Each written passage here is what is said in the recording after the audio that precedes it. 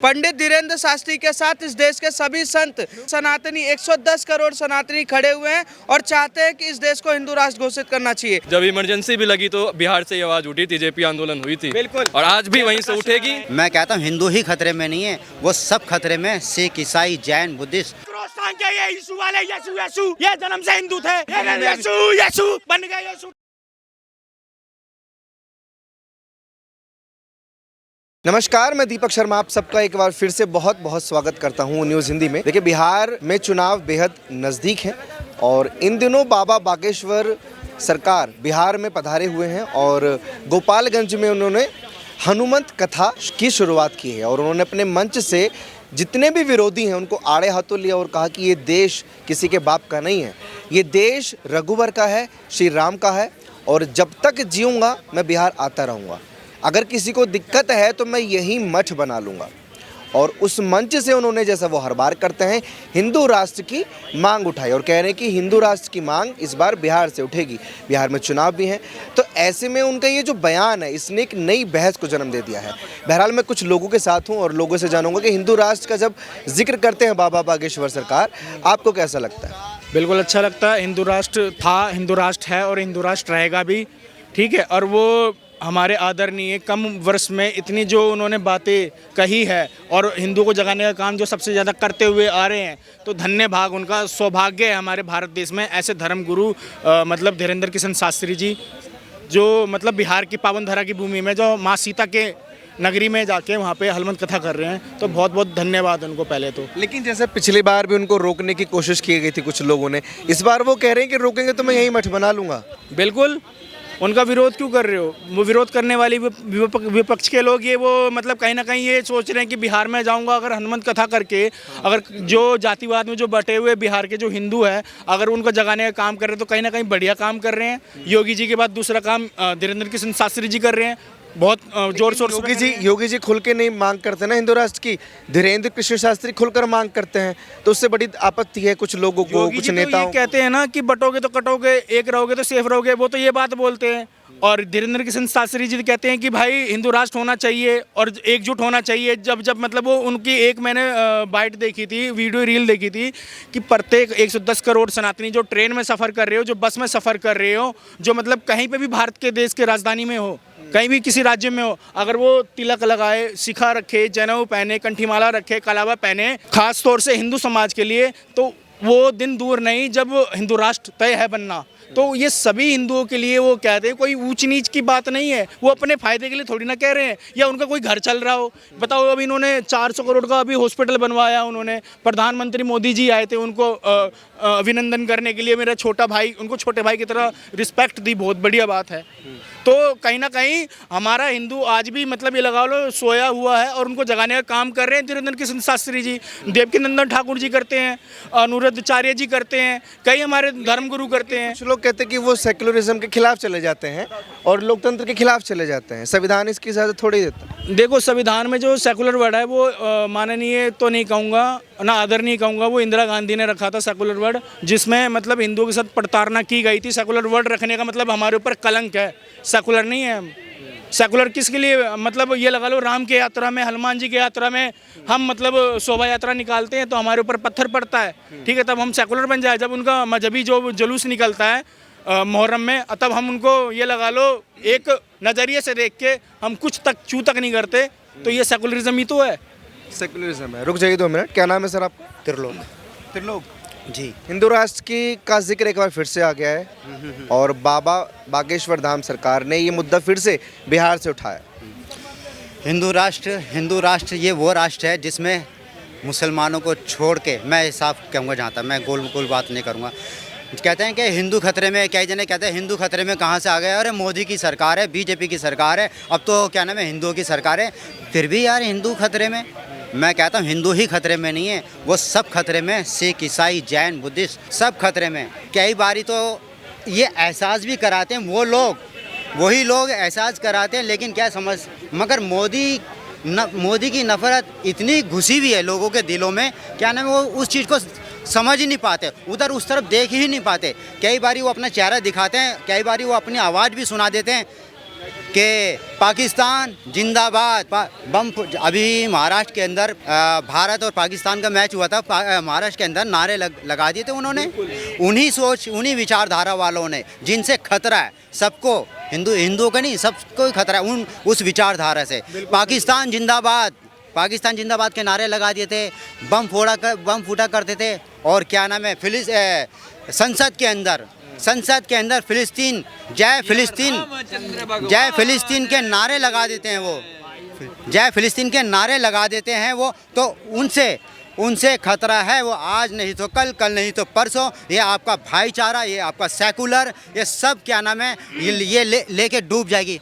आजकल उन्होंने गठजोड़ बनाने की कोशिश कर रखी है दलित को लेकर के वो अपना एक एजेंडा लेकर के चल रहे हैं। ठाकुर, ब्राह्मण, यादव, जो बड़ी कास्ट उनको अलग लेकर के, जो क्या नाम है, जो पिछड़े को लेकर के मुसलमान हो जाएंगे, और सिखों को अलग करके इनको पूरे एक साजिश चल रही है। और उनकी साजिश जो कामयाब हो जाएगी तो क्या नाम है भाई साहब, ये दलित अलग, कौन से दलित हैं, कौन से सिख हैं, कौन से हिंदू हैं, कौन से ठाकुर हैं, कौन से यादव हैं, ये सबका अंजाम, इसका हश्र वही होगा जो पहले हो चुका है, वही हश्र होगा। तो बाबा बागेश्वर सही डिमांड कर रहे हैं हिंदू राष्ट्र? बिल्कुल सही डिमांड है, कोई एकदम सही है। उसमें मैंने कहा ना, क्योंकि कश्मीर के अंदर हमने देख लिया, हमने केराना के अंदर देख लिया है, केरला में देख लिया, हाँ जी। तो कहीं ना कहीं देखो, भारत का इतिहास जो है इंडोनेशिया में पढ़ाया जाता है, सऊदी अरब में पढ़ाया जाता है, इजराइल में पढ़ाया जाता है। इजराइल को अपने बच्चों को, आने वाली पीढ़ी को अपना इतिहास पढ़ाया जाता है। लेकिन हमारे यहाँ पे मतलब सौभाग्य आदरणीय है जब धीरेन्द्र किशन शास्त्री जी है, जो धर्मगुरु है, जो बताते हैं, हिंदुओं को जगाते हैं, तो बहुत अच्छी बात मेरे को लगती है। और हिंदू जागना भी चाहिए, और काफ़ी हद तक कई लाख हिंदू करोड़ तक जाग भी चुके हैं। तो मैं यही चाहता हूँ कि भाई 110 करोड़ सनातनी भाई जाग। 2 मिनट रुकेंगे सरदार जी, 2 मिनट इधर, वीडियो तो आप बना रहे थे। एक सवाल है मेरा आपसे, कैमरे के सामने आइए, क्या दिक्कत है? आप कैमरे पे आएंगे थोड़ा सा? क्या नाम है आपका? क्या नाम है? साकेत नाम हुआ। साकेत।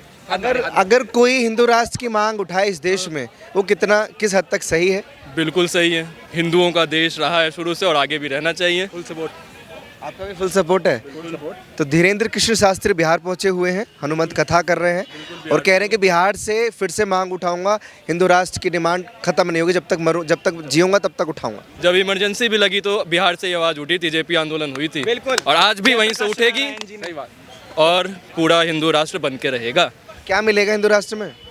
क्या मिलेगा ये कहने की बात नहीं है, नहीं बन के भी क्या मिलेगा। बात ये है कि हिंदू राष्ट्र एक आप बोल सकते हो कि एक सभ्यता है। आपका क्या कहना है हिंदू राष्ट्र को लेकर? हिंदू ही है, जरूरत है? हाँ है, क्यों नहीं है, क्यों नहीं है बता दो। जरूरत क्यों है, मुझे ये बताइए। मतलब क्या, हिंदू, बस ठीक है, इतना ही। हिंदू राष्ट्र का मतलब हिंदू है। आपका नाम जान सकता हूँ सर? मेरा नाम सुमित है। सुमित जी, बाबा बागेश्वर धाम सरकार, धीरेन्द्र कृष्ण शास्त्री बिहार पहुंचे हुए हैं, बिहार में चुनाव भी नज़दीक हैं, और वो हिंदू राष्ट्र का मुद्दा फिर से उठा रहे हैं। देखिए, हिंदू राष्ट्र का मुद्दा बहुत नया नहीं है जिस पे कि वो उठा रहे हैं। ये देश के जन जन और हर हिंदू का सपना है, क्योंकि कहीं ना कहीं इस देश को आज ज़रूरत है। जिस तरीके से एक ऐसी सरकारें बैठी हैं, आती हैं, सेकुलरिज्म के नाम पर फ्री में बांटो, देश तोड़ने का नारा, ये सारा तभी ख़त्म हो सकता है जब भारत को एक तरीके से हिंदू राष्ट्र घोषित किया जा सकता है। पंडित धीरेन्द्र शास्त्री के साथ इस देश के सभी संत, सभी सनातनी, 110 करोड़ सनातनी खड़े हुए हैं और चाहते हैं कि इस देश को हिंदू राष्ट्र घोषित करना चाहिए। संविधान के हिसाब से देखा जाए तो, क्योंकि भारत का संविधान भी कहता है कि यह देश हिंदू राष्ट्र है। भारत के संविधान में अगर पहला पेज उठाया जाए तो श्री राम जी का दरबार है, वहाँ से भी कहा जाता है कि हिंदू राष्ट्र है। और जो मना संविधान ये भी तो कहता है कि सारे धर्म एक समान है। सर, संविधान कहता है समान है तो किसी का अवहेलना भी नहीं हो रहा। पर कोई अगर ये सोचे कि होली के नाम पर अगर हमारा जुम्मा और मुम्मा है तो वहाँ पर हम होली नहीं मनाने देंगे, कोई ये सोचे कि यहाँ पर यात्रा निकल रही है, हमारे इलाके से नहीं निकाल सकते, तो ये नहीं चलने वाला। ज़रूरत यह है कि अगर एक तरफ से भाईचारा की बात कर रहे हो तो दूसरी तरफ से ये भी ज़रूरत है कि अगर एक हिंदू आपके ऊपर फूल फेंकता है तो आप पत्थर फेंकोगे, तो उसका जवाब देना ही ज़रूरी है। जवाब देना ज़रूरी है। मतलब ये तो चिटपुट चलती रहती है, लेकिन इतना बड़ा मुद्दा कि आप पूरा हिंदू राष्ट्र घोषित कर देंगे, उसमें तो फिर ये अनसेफ फील करेंगे ना बाकी जो कम्युनिटी है। 57 देशों से पूछिए, बंगाल को भारत ने पश्चिम बांग्लादेश बनवाया, उस बरसरते ये बनवाया कि इसको सेकुलर देश बनाना है।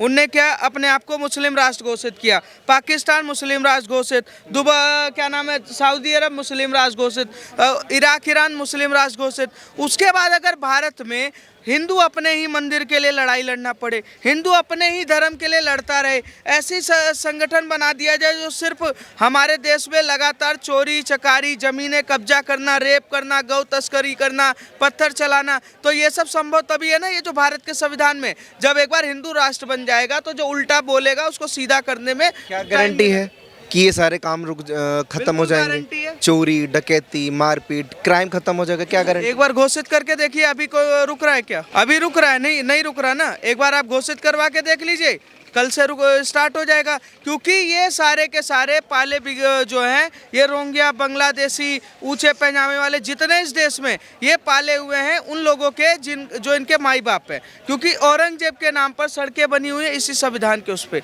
और बाबर के नाम पे, अकबर के नाम पे सड़कें बनी हुई इसी संविधान के उस पर। अगर एक बार हिंदू राष्ट्र घोषित हो जाएगा तो मैं कहता हूँ कि इस देश के, भारत की संस्कृति दोबारा से उजड़ होगी। महाराष्ट्र की धरती पे कोई ऐसा पैदा नहीं होगा जो छत्रपति शिवाजी महाराज और संभाजी महाराज का अपमान कर देगा। केरल में कोई ऐसा पैदा नहीं होगा जो लव जिहाद करके निकल जाएगा। जब देश हिंदू राष्ट्र घोषित होगा तो कहीं ना कहीं इस देश को भारत के संस्कृति से ही चलाया जाएगा। जरूरत यह है कि जब कोई सीधा नहीं मान रहा तो उसको दंड देना भी जरूरी है, जैसे उत्तर प्रदेश के बाबा देते हैं, है ना, संत ही हैं। और देख लीजिए कैसे उत्तर प्रदेश शांत है। तो उसका एक ही तरीका है कि योगी आदित्यनाथ वाला फॉर्मूला लगाना पड़ेगा, क्योंकि उत्तर प्रदेश कहीं ना कहीं, उत्तम प्रदेश आज हिंदू राज्य घोषित हो चुका है। तो जरूरी है कि पूरे देश को हिंदू राष्ट्र घोषित कराना है। कहाँ हिंदू राष्ट्र घोषित होगा? सबसे ज़्यादा मुस्लिम अगर इस देश भर की बात करें तो उत्तर प्रदेश में रहता है सर, सबसे ज़्यादा रहता है। पर वहाँ आप देखिए ना, पत्थर चलाता है तो घर पे बुलडोजर आ जाता है। आतंकवादी घूम रहा था अतीक अहमद जैसा, उसको 2 मिनट में 72 हुर तक पहुँचा दिया। मुख्तार अंसारी जैसा उछल रहा था कि हमें तो कुछ कर नहीं सकते, योगी जी के राज्य में क्या हो गया। आजकल उत्तर प्रदेश में सड़कों पे नमाज बंद कर दिया है, ठीक है। संभल में किसी ने पत्थर चलाया, पूरा संभल खोद दिया। तो ज़रूरी यही है कि अगर आंख उठाओगे तो आंख दबाने की ज़रूरत है। इस देश में अगर कोई सोचता है कि हम बड़े हैं तो वो बड़े का जो तरीका है उसको वो कोई सुधार सकता है, तो एक राष्ट्र ही सुधार सकता है, जिसको योगी जी का फॉर्मूला है, वही हिंदू राष्ट्र है। लेकिन बिहार में उनके विरोधी भी कम नहीं है। बागेश्वर की बात करें तो पहले भी तेजस्वी यादव ने भरपूर प्रयास किया था, अभी भी वो कह रहे हैं कि बिहार में मेरे विरोधी हैं और वो कोशिश करेंगे मुझे रोकने की, तो मैं यही मठ बना लूँगा। तो जो वो विरोधी हैं वो कभी सपना साकार होने देंगे बाबा बागेश्वर का या आप लोगों का? वो अपना पहले सपना साकार कर दें, क्योंकि बिहार के चुनाव के बाद बाप बेटे सभी को जेल जाना है।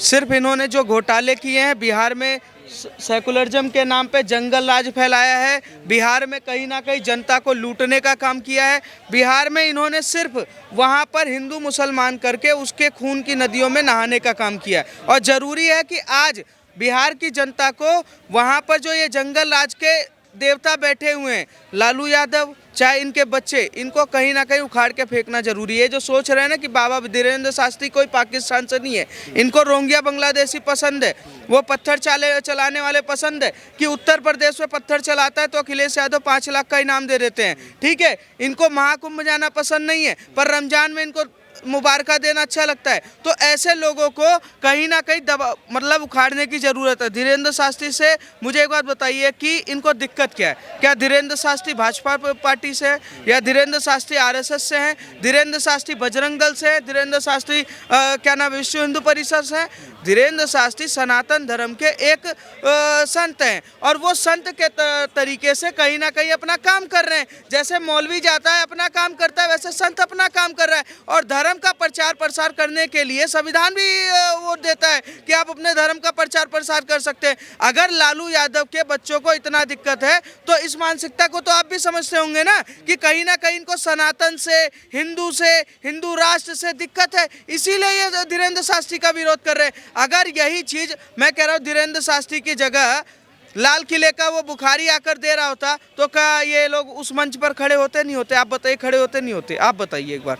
क्या अगर वहाँ पर मैं कहता हूँ औरंगजेब का समर्थक होता, मैं कहता हूँ पाकिस्तान का आतंकवादी आया होता, या देश के 50-60 मौलवी जो बड़े बड़े मुल्ला मौलवी घूमते रहते हैं वो वहाँ पर यही काम करने जाते, तो लालू यादव, अखिलेश यादव, राहुल गांधी या जितने भी है ये सारे उस मंच पे खड़े होते और अल्लाह अल्लाह करते फिरते। पर धीरेन्द्र शास्त्री पे जाने पर इनको क्या दिक्कत कहते हैं कि हम सबको साथ लेकर चलते हैं, क्योंकि जैसा आपने जिक्र किया कि संविधान इजाज़त देता है धर्म के प्रचार की, लेकिन संविधान ये इजाज़त कतई नहीं देता कि किसी धर्म के नाम पर आप देश को ही घोषित कर दें, किसी धर्म के नाम पर देश को घोषित कर मुझे दें। एक बात बताइए कि वो तो एक विचार है और वो विचार तो 110 करोड़ जनता का है, वहां पर दिक्कत नहीं। मुझे इस बात का समझाएं कि जब बिहार में कोई संत जा रहा है तो आप उसका विरोध क्यों कर रहे हैं?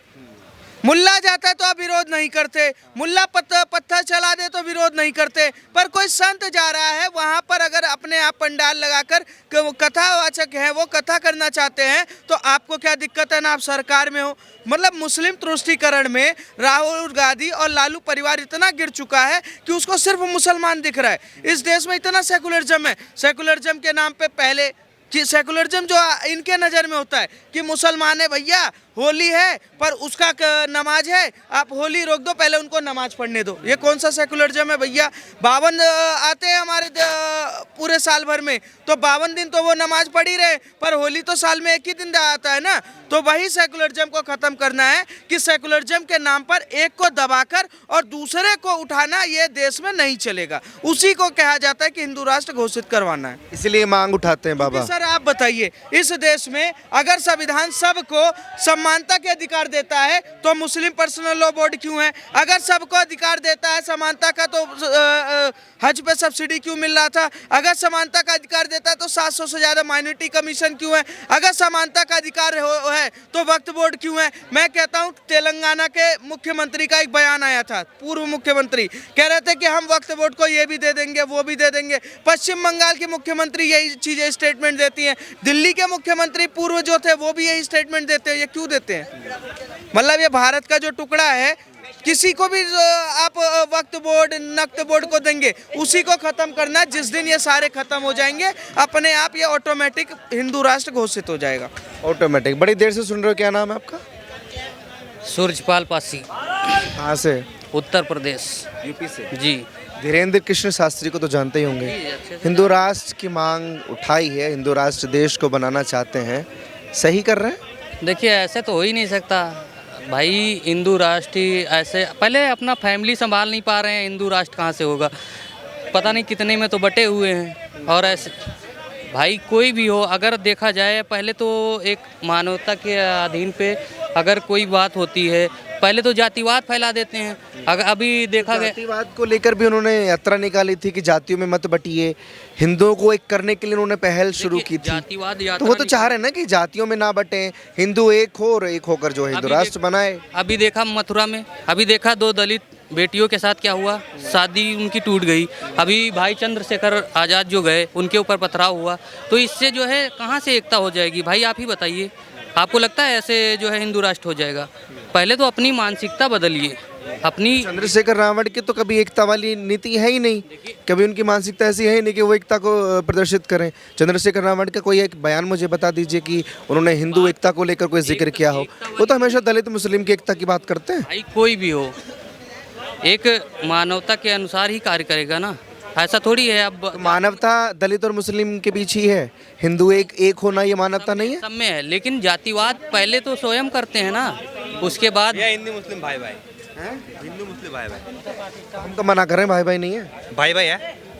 हाँ, लेकिन जो चंद्रशेखर रावण के जिक्र कर रहे हैं वो कहते हैं दलित मुस्लिम भाई भाई। ऐसा कुछ नहीं है। हिंदुओं को जाति में बंटना चाहिए, मैं अपने दोस्त को कॉल करूँगा। हिंदुओं को जातियों में बंटना चाहिए? नहीं नहीं बंटना। नहीं। तो अगर धीरेन्द्र कृष्ण शास्त्री ये कह रहे हैं कि हिंदुओं एक हो जाओ, पता, लेकिन हिंदू मुस्लिम को नहीं बटना चाहिए। क्यों बटे भाई? क्यों लड़ाई करे? क्यों करे? कुछ है भाई, लड़ाई करना चाहिए हमें? कुछ नहीं भाई ना, क्यों करे लड़ाई करे? भाई देखो, अभी मैं तुम्हें एक दोस्त को कॉल करता हूँ। क्या कॉल करेंगे? मैं उसको बोलूँगा भाई बोल जय श्री राम, वो जय श्री राम बोलेगा। मुस्लिम है, देखो साहिल नाम है। ठीक है, मैंने कॉल करिए, कॉल कर दिया। थोड़ा गाली देगा, म्यूट कर देना, ठीक है? स्पीकर पे डालिए। हाँ देखो, वो बात की बात है, क्या गाली? दोस्त है हमारा। तो शुरुआत ही जय श्री राम से करिएगा। साहिल भाई कुछ बंदे मिले, तू मेरे को एक बार बोलते जय श्री राम बोल के दिखा दे।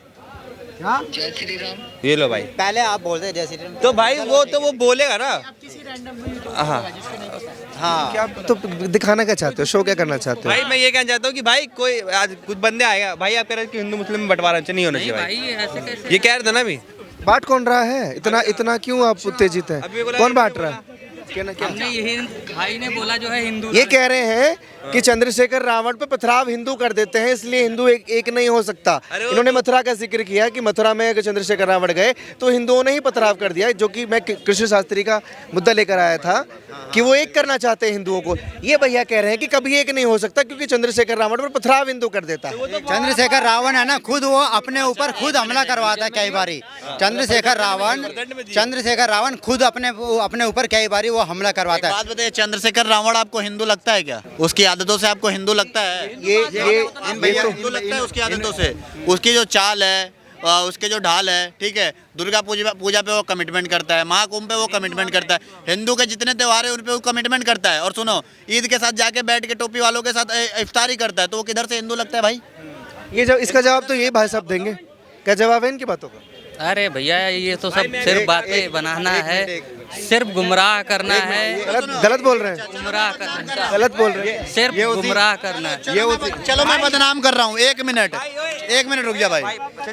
चलो मैं बदनाम कर रहा हूँ। अरे भाई साहब जाइए नहीं है भाई, आपने बड़ा अच्छा मुद्दा छेड़ दिया चंद्रशेखर रावण का। जब जवाब नहीं रहेगा भैया भागना ही पड़ेगा, ठीक है। चंद्रशेखर रावण की ये बात कर रहे हैं। चंद्रशेखर रावण जब किसी दलित के साथ अगर कोई हिंदू लड़का अगर एक मुद्दा निकल जाए कि इसने गलत किया है, उसके लिए पटापट खड़ा हो जाएगा, पूरी कंट्रोवर्सी माइक वाइक लेके, मतलब सबको मीडिया उडिया बुला के भाषण देना शुरू। अयोध्या के 12 साल की बच्ची का दलित का रेप हुआ था, कितनी बार चंद्रशेखर रावण ने बयान दिया था? ये जो गए हैं बोल के दिखा दे मेरे को, एक बार भी बयान दिया था? इतना बड़ा मुद्दा था, पूरे सोशल मीडिया, नेशनल से लेके इंटरनेशनल मीडिया तक गया, एक बार भी सवाल उठाया उसने? जहां भी कोई टोपी वाला अगर कोई कांड करता हुआ मिल गया दलित के साथ, तब ये दलितों का मसीहा मर जाता है, ठीक है। लेकिन अगर वो कोई हिंदू अगर एक छेड़खानी भी कर दे तो उसको इतना बड़ा एजेंडा बनाएगा जैसे उसने रेप किया है, ठीक चंद्रशेखर है। रावण तो पहली बात तो जो अगर आप कह रहे हैं कि चंद्रशेखर रावण भगवान में बिलीव करते तो खुद कहता है मैं नास्तिक हूँ, मैं भगवान में भरोसा नहीं करता हूँ। अब वो जो है दलित समाज का बहुत बड़ा जो है भगवान बनता है, ठीक है ना। तो आप बताइए 14 साल की बच्ची का रेप हुआ है, 4 लड़कों ने, मुसलमान लड़कों ने जो उनका रेप किया है और ओम बना था उसके हाथ में तेजाब, उसको मिटाया है, तो क्या उसके बारे में चंद्रशेखर रावण ने एक शब्द बोला? उसके बारे में नहीं बोला। इस समय रोजा खोल रहे हैं, रोजा खोल लीजिए, उसके बाद जाके बोलिए। नहीं बोले क्योंकि हड्डी और गड्डी वहीं से मिलेगी, कहाँ से मिलेगी? कहीं ना कहीं तो मिलेगी। तो चंद्रशेखर रावण नहीं बोलेंगे उसके बारे चंद्रशेखर रावण वाले चले गए हैं, अब तो वो भी नहीं पूछ रहे, जूता मार के स्टेज से भगा रहे हैं। भाई साहब क्या बात कर रहे हैं? नहीं वो चले गए जो चंद्रशेखर रावण की तारीफ कर रहे थे। लेकिन इन भैया ने एक बड़ा मुद्दा अच्छा छेड़ा कि हिंदू मुस्लिम भाई भाई, और एक मुस्लिम जो इनके दोस्त है साहिल ना, उनको कॉल किया ऑन कैमरा और जय श्री राम बुलवाया। इन्होंने ये किया। मैसेज कैसा है? तो पता नहीं भैया ऐसा कैसा है भाई, एक आते हो सकते हैं भाई, एक आते तो मैं बहुत रिस्पेक्ट करता हूँ, लेकिन मैं एक चीज बोलना चाहता हूँ भैया। रुक जाओ, हाँ बोलो। 5 उंगली बराबर है। खा लेंगे। ये क्या क्या क्या भाई मेरे बताओ, 5 उंगली बराबर है? नहीं बराबर तो नहीं है दोस्त। तो फिर क्या? हर इंसान की तरह थोड़ी होता है। नहीं मैं भाई लड़ रहे हो, मैं नहीं बात भाई, डिबेट नहीं कर रहे, नहीं बात भाई एक मैं फैक्ट देता हूँ, सांप की कई तरह की प्रजाति होती है, सबसे डसवा के देखेगा क्या भाई? सांप कौन तो सा आप भी हो सकते हो। तो तुम भी हो सकते सांप हो। है। मैं सांप हूँ भाई, तो मैं डस ले फिर मेरे को जहरीला भाई तो कह रहा सांप भाई को देखो, डसवा के मेरा ये देखेगा। मानना है 5 उंगली बराबर नहीं तो 5 लोग बराबर नहीं होंगे। एक मिनट रुक जा भाई, मुद्दा मैं बता दूं आपका कंसर्न क्या है कि मुसलमानों के खिलाफ जो नफरत की जा रही है वो कंसर्न है?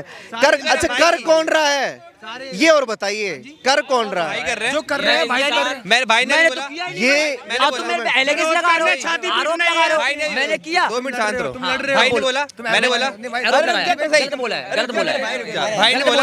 अरे मेरे भाई, पहली बात तो ये, अरे सुन तो लो कम से कम। सुनो, जन्म से हिंदू थे और बन गए क्रॉस टांग के ये यीशु वाले, यीशु ये जन्म से हिंदू थे, 5-10 किलो आटे के चावल में बिक गए और बन गए क्रिश्चियन, तो विरोध तो करेंगे ही। बात तो सुनो, मैं भी सुना। यीशु बन गए, यीशु टांग देखो भाई, हाँ बोलो भाई, हो गया? अब बोल लो तुम। मैं क्या हो गया अपना करिए। अब आप बोलो। इन्होंने भाई, मैंने क्या बोला था आपको कि मैं उनके घर पे जाता हूँ ईद पे, अच्छी बात है, जाता हूँ, ठीक बिल्कुल है। अच्छी बात है। तो इन्होंने कहा कि होली पे आते हैं वो, मैंने कहा आते अब मेरी बात सुन लोगे क्या भाई? जो तो आते मेरा हैं मुस्लिम दोस्त है, वो होली नहीं मनाते हैं ना, वो दिवाली मनाते हैं। और सुन तो लीजिए, नहीं बता पहले। कांटेक्ट में थे, सुनिए, तो वो मनाते नहीं थे, तो मैंने उनसे भाईचारा खत्म कर दिया। मैं सुनिए, भाई स्क्रिप्ट लिख के आया। मैं आपको लिख के अच्छा आप अपनी दोस्ती का वो दे दिए ना, इनको एग्जांपल दीजिए कि कितना बढ़िया दोस्त है। अरे अच्छा सुन तो लो। दोस्त है, हमारे साथ बैठ के होली खेलता है। घर पे आता है, मम्मी ठीक है के भाई, पास हम आता है। स्क्रिप्ट लिख के लाते भाई हैं, तुम तो देखो, वो भी लायक उसके भाई देखो मेरी बात सुनो, मैं भाईचारे अगर ये कह रहे हैं हिंदू मुस्लिम के भाईचारे में, तो देखो अगर आप जय श्री राम को, अगर मेरे प्रभु श्री राम को आप मानते हैं तो मेरा भाईचारा तो बना रहेगा। अगर आप नहीं मानते हो तो मैं आपसे भाईचारा बिल्कुल नहीं तो रखूंगा। मैं मानता हूँ बात भाई, खत्म। मैं पूजा करता हूँ मेरे घर। बाकी सब नहीं मानते ना, बाकी सब कर नहीं रहा मानते हैं, तो मैं नहीं है मानता। आप भी सलाम वालेकुम बोलते हैं? नहीं, कभी कभी बोल लेता हूँ। क्या नमाज नमाज पढ़ते हो? बात नहीं पढ़ा। मस्जिद वस्जिद गए हो उनके साथ कभी? हाँ, वहाँ गया है जामा मस्जिद, क्या करने? घूमने गए, घूमने या नमाज पढ़ने? घूमने गए हैं। नमाज क्यों पढ़ेंगे हम? घूमने गए हो। जब और मदरसा? मैं तो गया हूँ। जामा मस्जिद में? अरे क्या बात कर रहे हो, जामा मस्जिद में मत्था टेकने चले? अच्छा जामा मस्जिद, अच्छा सॉरी गलती हो गई। जामा मस्जिद में क्या करने गए हो? वो तो घूमने गए वहाँ तो। मस्जिद घूमने की जगह है? में गए हैं हम मत्था टेकने। मस्जिद में मत्था टेका जाता है?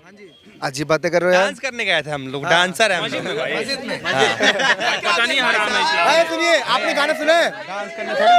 अगर किसी मौलाना ने सुन लिया ना, तुम साहिल के साथ तुम्हारी भी फतवा जारी कर देंगे। भाई देखो ऐसा कुछ नहीं है। देखो, अभी हम इधर बैठे ना तो लोग 10-10 बात बोलते हैं, है ना? लोग 10-10 बात बोलेंगे, एक ही बात। इस्लाम में ये चीजें हराम है, नाचना गाना कूदना। क्यों मोमडन डांसर नहीं है? हराम है, लेकिन मजहबी तुम अंदर जाके करोगे तो वो चीज हराम। अंदर क्यों करेंगे हम भैया, हम क्यों करेंगे? तुम कह रहे हो कि मस्जिद में जाकर हम नाचने गए थे, मस्जिद में जाके ना, किसी ने कूटा नहीं पकड़ के? किसी मौलाना ने कूटा नहीं पकड़ के? हुए लोग हैं। हे भगवान, ओए काहे, ओए मेरे कैमरामैन। ये वो वाला भाईचारा है जो बकरा ईद पे फ्री का बकरा खाने के लिए जाते हैं, उसके बाद में भाईचारा खत्म हो जाता है।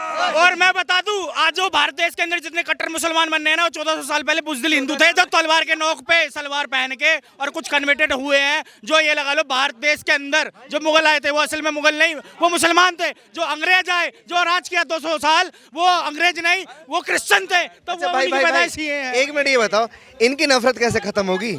भाई इनकी नफरत पता नहीं कैसे खत्म होगी। भाई भाई मेरी नफरत खत्म नहीं होगी। अरे कुछ 2-4 एग्जाम्पल देके बताओ ना कि आपके लिए कुछ किया हो। नफरत मैं करता हूं उसी से अब जो राम का विरोध उस करता समुदाय है, उसको जो ज्यादा- हमारी गौ माता का विरोध करता है, जो हमारे सनातन धर्म का टिप्पणी करता है, जो हमारी माँ को माँ नहीं मानता, जो हमारी बहन को बहन नहीं मानता, जो अपने परिवार को किसी को भी कुछ नहीं मानता, मजे करने वाला हम मजहब। ठीक है, चाबी घुमाओ। चाबी देखो। घुमाओ, तू रोस्ट हो जाएगा, बोल के देख। नहीं देखो, बोल। अरे बोलो नहीं, बात बड़ी पत्ते की करी है इन्होंने कि गाय खाने वाला और एक गाय को माता मानने वाला क्या भाई हो सकता है? नहीं हो सकता। वो देखो, अगर जैसा सामने वाला आप भी वैसा बनोगे तो क्या फर्क रहेगा दोनों में? अबे तो सामने वाला मेरी बहन के ऊपर हाथ लगाएगा तो मैं चुप रहूंगा, हिजड़ा बनूंगा तेरे तरह। हिजड़ा? मैं बीच में से फाड़ दूंगा उसको। उनके जो मौलाना है वो ये तालीम देते हैं कि जिसका कलमा से नाता नहीं है वो कभी मुसलमान का भाई नहीं हो सकता। यार मेरे को इतना पता नहीं है, मैं तो यहाँ से जा रहा था, मैंने सुना है, मैंने बस बोला, मैंने अपनी बात रखी है, भाई ने अपनी बात रखी है। भाई तो गुस्सा हो रहा है। नहीं, मैं भी ये जानना चाहता अपनी बात हूँ, रखी जब है। उनके मौलाना ये चीज बोलते हैं कि भाईचारा हो ही नहीं सकता जिसका कलमा का नाता नहीं है, तो आप कैसे भाई बना के बैठे हो? हाँ करते रहते हैं भैया। देखो, सबकी अपनी अपनी सोच होती है। सब आपकी क्या सोच है? मेरी यही सोच है भाई, सब भाई भाई रहे बस, ठीक है। लड़ाई होगी नहीं तो भाई कुछ भी नहीं होगा। लड़ाई नहीं होगी।